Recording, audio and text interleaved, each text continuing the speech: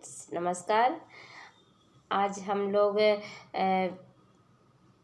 उस पहले इलाज के बारे में बात करेंगे जिससे अमीर बनने के लिए अरकत ने सिखाया। सबसे पहले है अपने बटुए को मोटा करना शुरू करें। अरकत ने दूसरी पंक्ति में बैठे एक इंसान को पुकारा और कहा, तुम कौन हो दोस्त और क्या काम करते हो? तो उसने कहा, मैं स्क्राइब हूँ, मैं मिट्टी के टैबलेट पर रिकॉर्ड लिखता हूँ। तो अरकत ने कहा, मैंने भी यहीं से काम शुरू किया था और पहला सिक्का कमाया था, इसीलिए तुम्हारे पास भी भाग बनाने का वही अवसर है। फिर दूसरे इंसान से कहा, आप बताएं, आप अपनी रोटी कैसे कमाते हैं? तो उसने कहा कि मैं एक कसाई हूँ, मैंने किसानों से बकरियाँ खरीद कर मारता हूँ और मांस को गृहिणियों को और चमड़ी को मोचियों को बेचता हूँ। तो अरकत ने कहा, आप भी मेहनत करके कमाते हैं, आपके पास भी सफलता के वही मौके हैं जो मेरे पास थे। इस तरह से अरकत ने वहाँ बैठे हर इंसान से बातें की और वो लोग कैसे पैसा कमाते हैं। जब उसके सवाल ख़त्म हो गए तो उसने कहा, अब मेरे बच्चों, आप सबने देखा कि कई व्यापार हैं जिनसे आप पैसे कमा सकते हैं।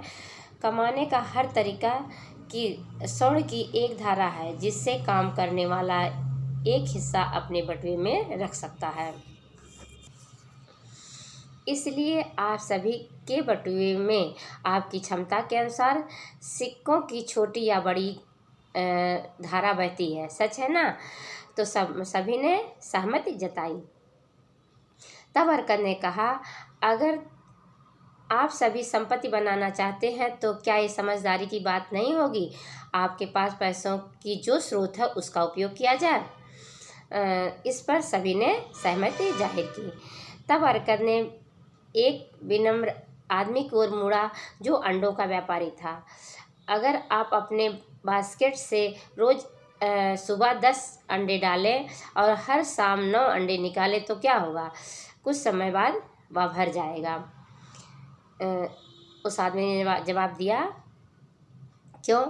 क्योंकि हर दिन मैं जितने अंडे निकालता हूँ उसमें एक अंडा ज़्यादा डालता हूँ। अरकत क्लास की ओर मुस्कुरा कर मुड़ा। क्या किसी आदमी का बटुआ हल्का है? पहले वे असमंजस में दिखे, फिर वे मुस्कुराए। अंत में उन्होंने हंसते हुए अपने बटुए की ओर इशारा किया। ठीक है, वह बोलता गया, अब मैं आप सभी को हल्के बटुए का पहला इलाज बताऊंगा। वही करें जो एक अंडे के व्यापारी से कहा। अपने बटुए में जब भी 10 सिक्के डालें तो सिर्फ 9 सिक्के ही निकालें। आपका बटुआ भारी होना शुरू हो जाएगा।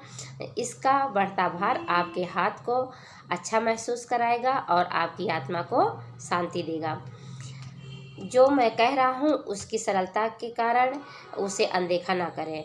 मैंने कहा था कि मैं बताऊँगा कि मैंने अपनी संपत्ति कैसे बनाई। यह मेरी शुरुआत थी। मेरा भी बटुआ हल्का था और मैं इसे गाली देता था क्योंकि मेरे पास अपनी इच्छाएं पूरी करने का कोई तरीका नहीं था। इसलिए जब मैं अपने बटुए से सिर्फ 10 का 9वां हिस्सा निकालने लगा तो ये भरने लगा। आपके साथ भी ऐसा होगा। अब मैं एक अजीब सा सच बताऊंगा जिसका कारण मैं नहीं जानता। जब मैं अपनी आमदनी का सिर्फ 90% खर्च करने लगा, मेरा उतने में अच्छे से काम चलने लगा। मेरे पास पहले से कमी नहीं थी, साथ ही मेरे पास सिक्के और आसानी से आने लगे। निश्चित है, यह देवताओं का नियम है।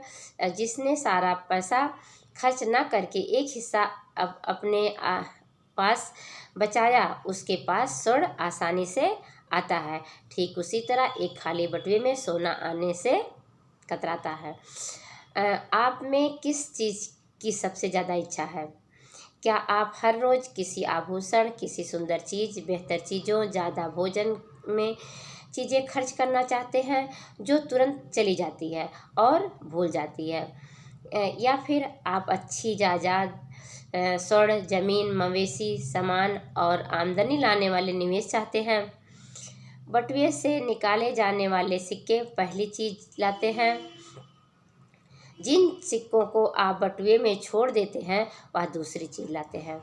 मेरे छात्रों, यह हल्के बटुए का पहला इलाज है जो मैंने खोजा है।